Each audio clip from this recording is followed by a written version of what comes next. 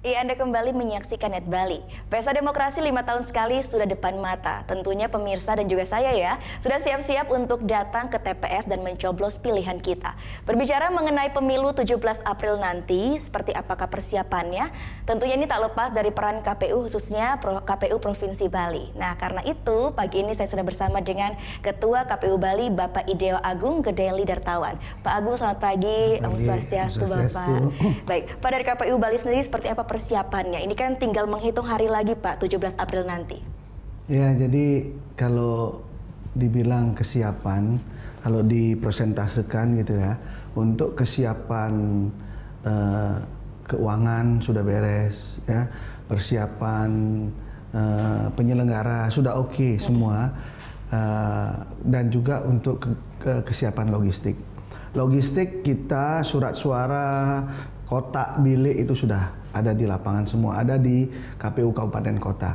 Hanya untuk tambahan surat suara DPTB yang nanti harus menunggu dari keputusan KPU RI nanti mungkin hari ini, ya, hari ini akan diputuskan apakah itu dibuat DPT baru atau DPT HP kemarin masih tetap digunakan. Karena kemarin kami sudah melakukan pleno bahwa ada beberapa DPTB yang harus kita alokasikan surat suaranya.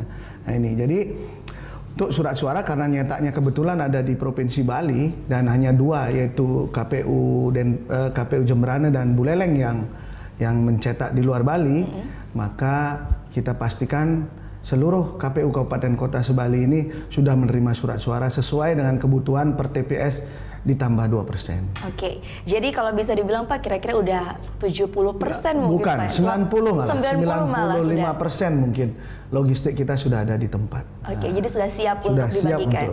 Nah, untuk distribusi logistiknya Pak, tentunya pasti seluruh Bali akan distribusikan. Nah, ada tidak daerah yang mungkin jadi perhatian khusus dari KPU Bali? Kita sudah terbiasa ya di Bali ini, tidak ada halangan lah untuk membuat pemilu itu tepat waktu gitu, karena proses distribusi logistik itu kita juga nggak mau, mestinya minggu depan sebenarnya sudah bisa kita distribusikan, tapi ngapain didistribusikan? Karena nanti pengawasannya di tingkat TPS itu akan susah. Itu lebih sulit lagi. Ya, di tingkat desa misalnya harus nungguin itu banyak orang. Kalau sudah masih di KPU, H-3 lah kita akan distribusikan, ya. Demi paling keamanan cepat H-3, ya. Pak. Paling cepat H-5 itu pun logistik yang di luar kota. Ya, supaya kota itu aman ya, dan tidak banyak juga hal-hal yang terjadi selama H-3 itu.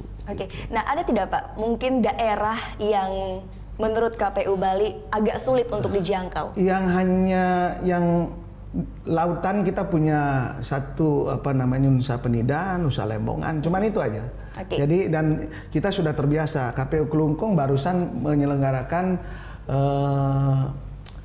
pemilu kada serentak bersama Pilgub lancar-lancar saja. Jadi kita sudah buatkan SOP bagaimana caranya pendistribusiannya, sehingga pendistribusian pada saat sebelum ini dan arah baliknya pun kita sudah buatkan SOP. Jadi aman-aman saja lah. Jadi tidak ada kekhawatiran sama sekali bahwa akan ada molor atau ada yang belum terjangkau, Pak ya? Enggak, saya yakin bisa. Ya, jika dibandingkan dengan teman-teman kita di Indonesia Timur, jauh sekali medan kita, jauh sangat menyenangkan buat kita untuk melakukan distribusi. Walaupun jauh, pemandangan tetap indah, Pak. Jadi baik. Gitu.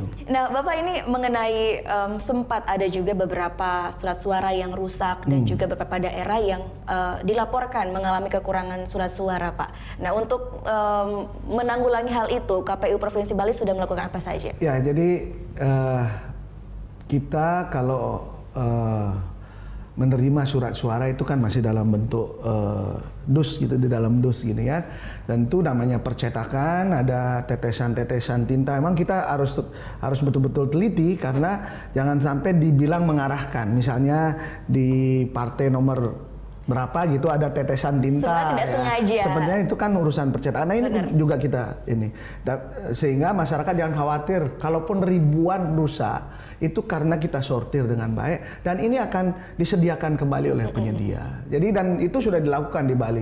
Jadi kami kebetulan satu grup WA dengan penyedia, mereka tahu kurangnya di sini berapa, di KPU ini berapa, apa kerusakan, jenisnya apa kerusakannya, sehingga mesinnya bisa dioptimalkan. Ini biasanya kan karena akibat mesin ini, ya mesin sudah agak tua, mungkin ada netes tinta dan lain sebagainya. Kemudian ada robek, ada apa, itu kan karena proses pengiriman. Sah-sah saja lah, dan itu terjadi dari pemilu ke pemilu. Jadi nggak usah khawatir, dan kami setiap hari Jumat itu mereka bikin laporan ke kita. Di KPU Provinsi, begitu itu kita tindak lanjuti dengan mendorong cepat penyedia untuk mengembalikan surat suara itu secepat mungkin. Dan sekarang hari ini saya pikir semua sudah selesai melipat.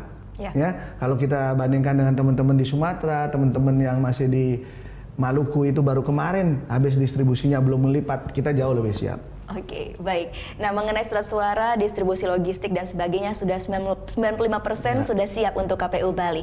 Nah, kemarin juga Pak sempat ada berita bahwa ada beberapa nama dari warga negara asing yang masuk dalam DPT. Untuk hal ini seperti apa, Pak?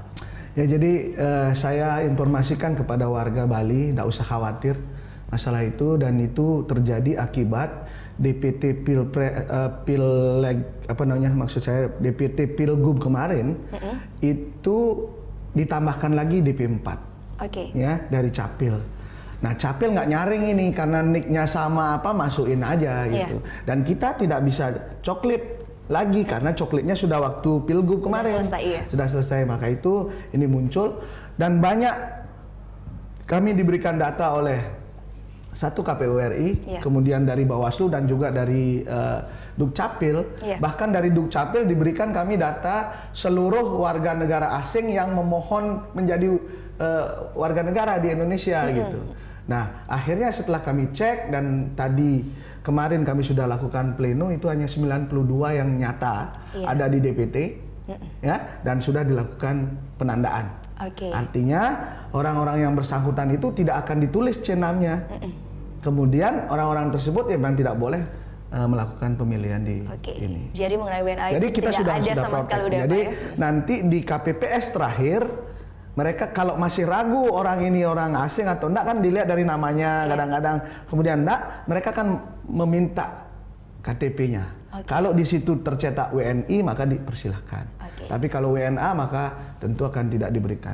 Sudah dilakukan penanggulangan, nanti sorti terakhirnya adalah pada saat di KPPS. Baik. Karena 15 tahun saya mengabdi di kepemiluan, belum pernah ada laporan di KPU Bali ini bahwa ada WNA yang mencoblos.